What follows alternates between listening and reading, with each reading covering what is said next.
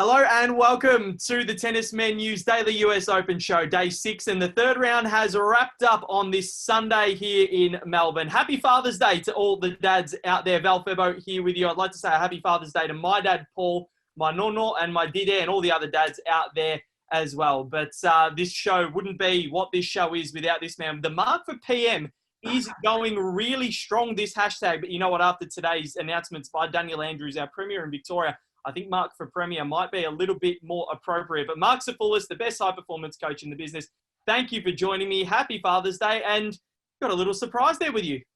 I do. What's your name? Maya. And what's your name? Yeah. My two little ones on Father's Day. Wanted to say hello to the fans, all the viewers.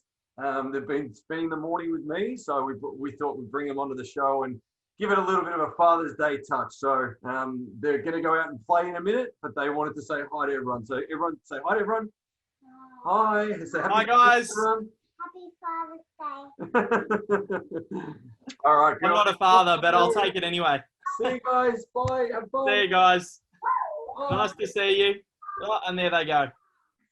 All right, off they go. Absolutely fantastic, mate. I was not expecting that. I've logged onto the Zoom and you've got two kids with you. So that's that's brilliant. Well, that's what we love on this show. Very family friendly. But how's your Father's Day been anyways? It's been good. We got up nice and early and, had some pancakes for brekkie and, spent the day with the tennis on in the background, obviously, and, having a bit of time with the kids, which has been really nice. That's fantastic, Marc. Glad to hear it. But there is a lot of tennis that's happened this morning and some very, very big results on the home front. I think everybody can rejoice in the fact that Alex De Minaur has continued on his merry way at Flushing Meadows with a huge 6-4, love 6, 4-6, 6-3, 6-1 win over Karen Khachanov. You tipped this yesterday, Marc. What a win for the Demon. And poor Khachanov, he's lost to two Aussies in 2 third rounds of 2 Grand Slams this year in 2 5-setters. Very, very big win for Alex De Minaur. We did touch on it yesterday. The courts and the conditions are playing into his favour. He loves the speed of the court. He's got amazing wheels. The guy gets to every ball, hustles everything down. But he utilises the ball speed so well. And anyone that's going to hit the ball big against him is going to find it really challenging because he's like a brick wall. It's like playing Pong. And if you've ever played Pong before, he does not miss. So incredible to watch Alex De Minaur in action. And getting through and joins Jordan Thompson. He does. 2 Aussies in the 4th round of a Grand Slam for the first time since 2016 Wimbledon. And at the US Open, I think since it was Hewitt and Arthurs back in the early parts of the noughties. So very, very nicely done from Alex De Minaur and Jordan Thompson. His draw does open up, though, because a man that I thought would get through to the semifinals, Roberto Bautista Agut, has fallen to Vasek Pospisil, also after being 2 sets to 1 up. Pospisil, the Canadian, winning that 7-5, 2-6, 4-6, 6-3, 6-2. Big win for the Canadian. Daniil Medvedev also through over J. Wolf. Francis Tiafoe, massive win over Martin Fucsovics, who couldn't back up that 5-set performance against Grigor Dimitrov. Tiafoe could back up his against John Millman in stylish fashion, of course. And Matteo Berrettini threw over Casper Ruud. He had some very vocal support there this morning. Matteo Berrettini, a restaurant owner that he knows in New York, came to support him. Unfortunately, has lost a lot due to COVID, so great to see the support coming for the Italian. Felix Auger-Aliassime, we're going to talk about this match later. He powered through against Corentin Moutet and in straight sets there, and Andrei Rublev, a big 6-love, 6-4, 6-love win over Salvatore Caruso. So big wins there for a lot of the big seeds, but also some upsets, Marc, and massive day of men's tennis. We've still got 1 match going at the moment. Dominic Thiem against Marin Cilic. Thiem up 2 sets to love. Cilic up a break in the third, 4-2. But yesterday, before we went off air, this match was still going. Stefano Tsitsipas up 5-1 in the 4th set when we went off air. And we're like, geez, if only this one finished 5 minutes ago, we could have discussed it. That match turned completely on its head. Tsitsipas lost the next 6 games. 6 match points later, Coric wins the 4th 7-5.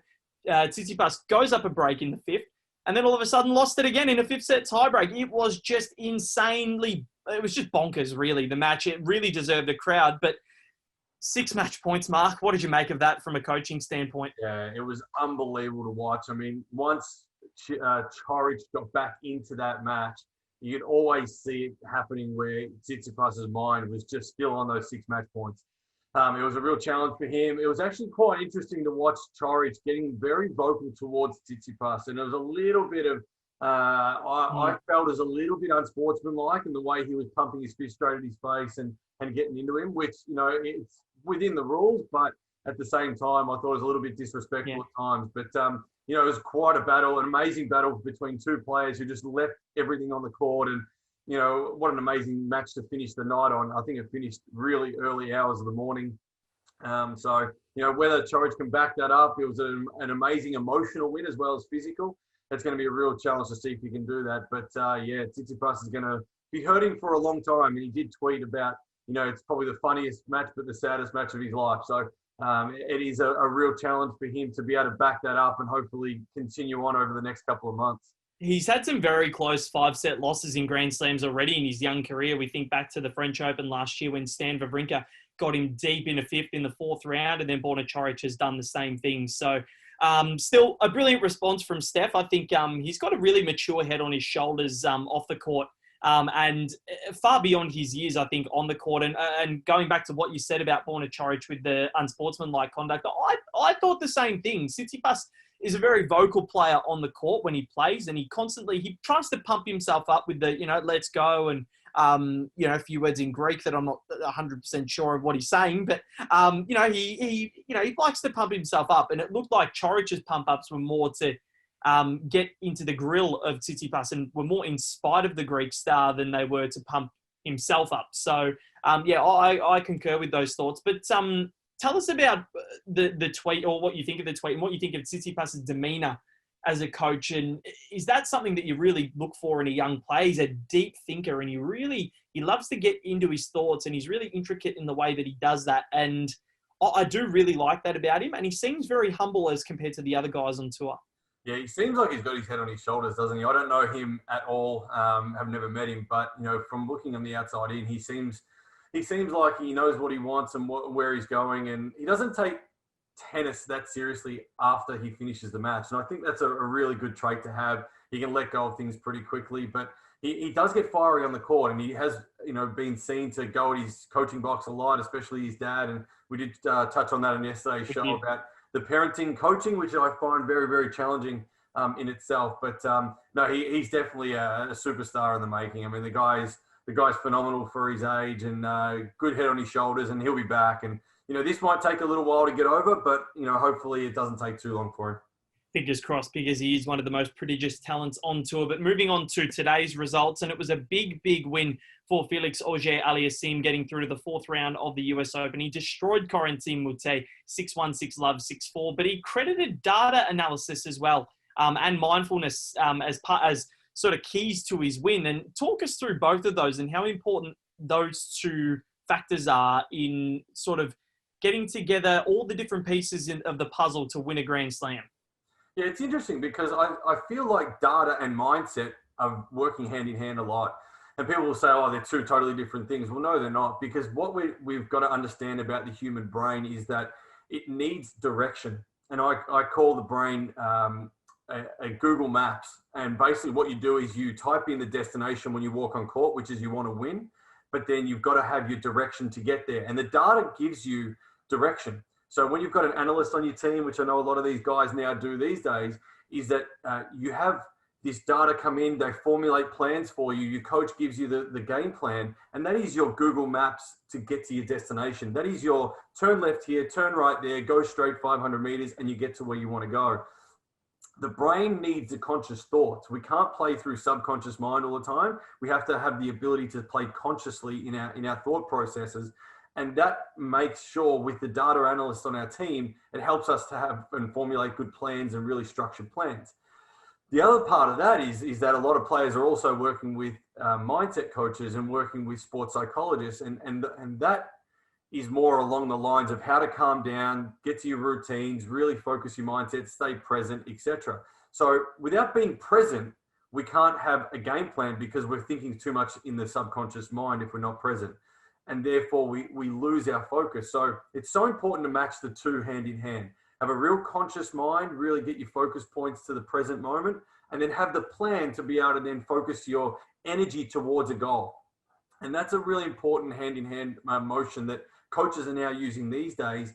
And it was interesting to hear Frances Tiafoe has been working with the same mindset coach that helped Andy Murray win his first Grand Slam and Simona Halep. And he's been working with her for the last 12 months. Darren Cahill reckons they spent a lot of time together and that he is now on track both in life and on the tennis court. And you can see the results on court with his calmness, his present mindset, and his focus. He's just so much better than what it was. Yeah, and he used to get very distracted on court, and Tiafoe was one that would get very down on himself and very frustrated. We've seen that at time and time again, but the problem is he's got the quality.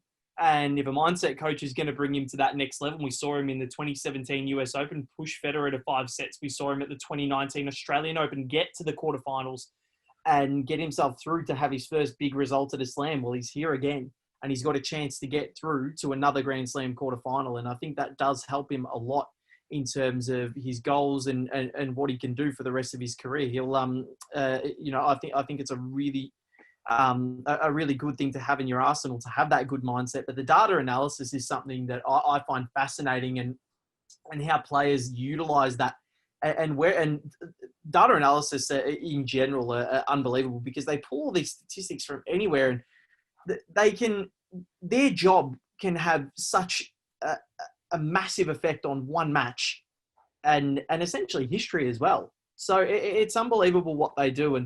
And the importance, what do you think? So what would be the most important or process to look at when you are a data analysis or data analyst?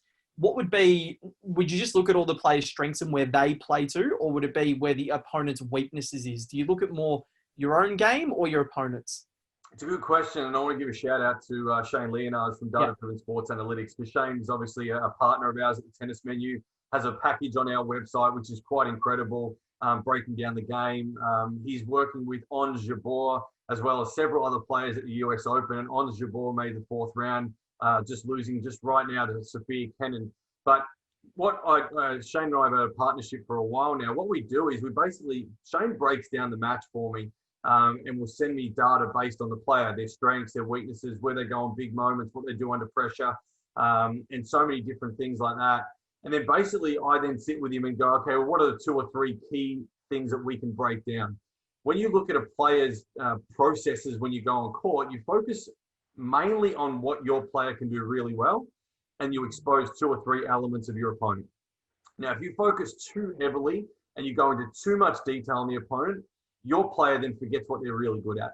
And what you want to do is allow your player to play to their strengths and actually use their sword, which is their weapon, and play to the opponent's weaknesses as much as you can. But yeah, you've got to have a bit of a balance. I call it the 80-20 rule. It's 80% what we can control as a team, 20% against the opponent. And that's how Shane and I generally break down players. He generally gives me a huge document, about 5, 6, 7, 8, 9, 10 pages, full of numbers and so forth, and then we work together on identifying what the plan is. So they play a huge role. Every player these days on the tour has got a data analyst working behind the scenes.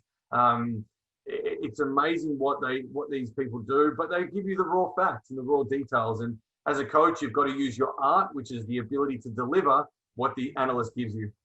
And it's the art and the science working together hand in hand to create and formulate a plan.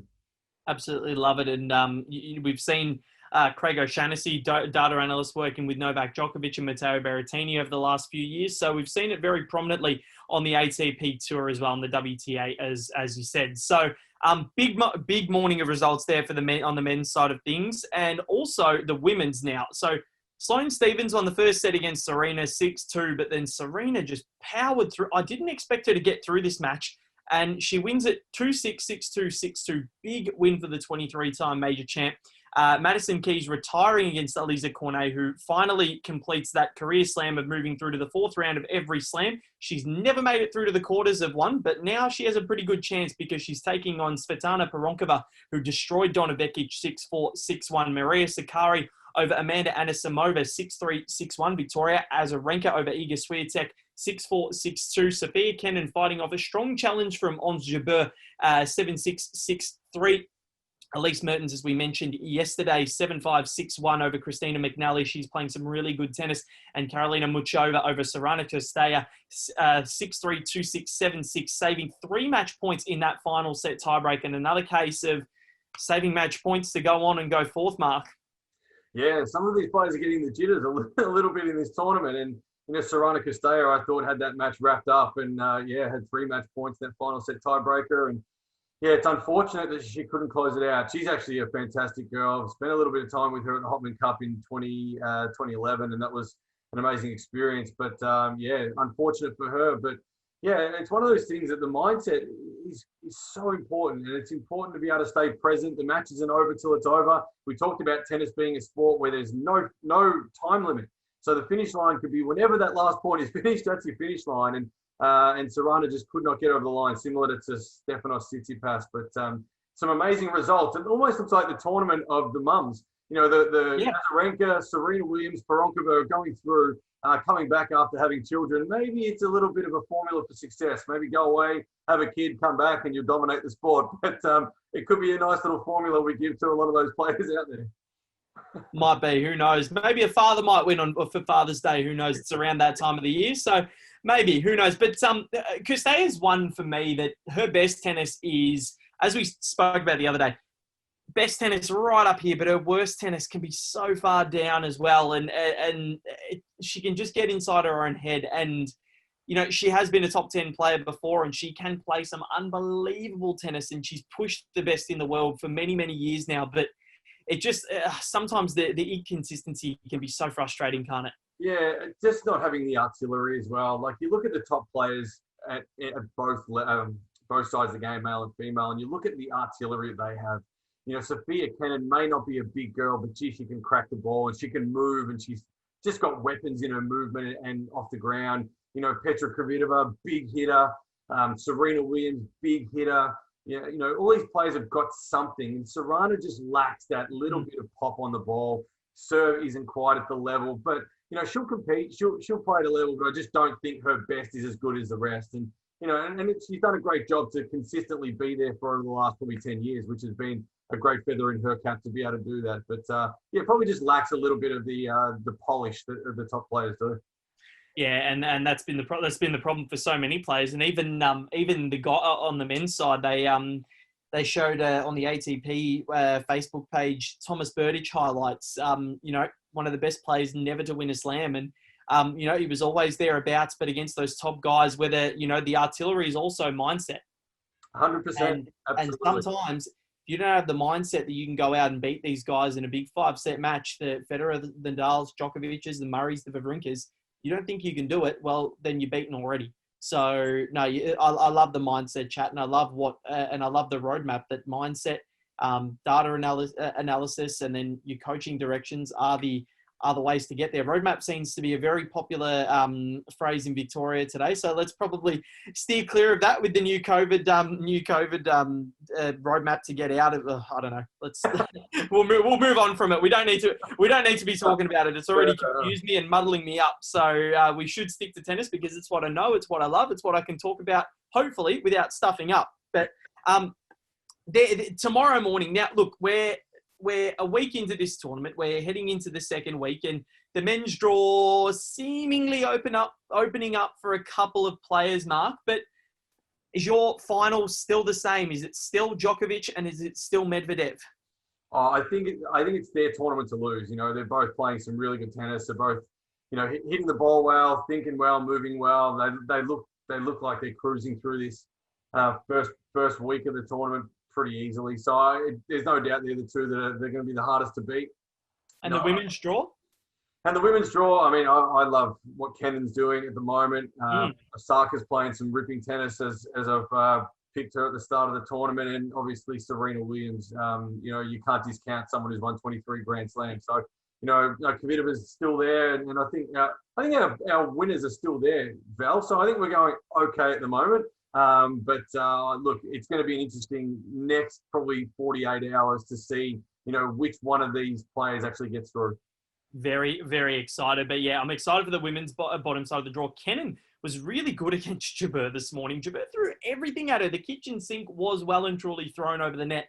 But the Tunisian was getting quite upset at the shrieking of Kenin at some point, the vocality coming from the other side of the net, she wasn't too pleased with. So what did you make of that, considering our grunting chat the other day? Yeah, I love the grunting. I mean, to a certain extent, but I love the It was a little bit loud, Mark. Come on. But yeah, look, I mean, some players utilize it to actually put opponents off, and that that can happen a lot of the time. And that was the question mark over Sharapova's grunting at times, was she got louder as the pressure went on. And these are conversations that I find it challenging. The only person who really knows what they're doing is the person doing it, and we can assume, we can make assumptions from where we're sitting right now. But on Jabor needed to keep her mindset, because she was playing some bloody good tennis out there, and I thought she was really in a good position to win that match today. But the one characteristic that these best players have, and Sophia Kennan's got it in spades, is competitiveness. And if you don't have that, forget playing this game. You need to have that in spades, and Sophia Kennan showed that today.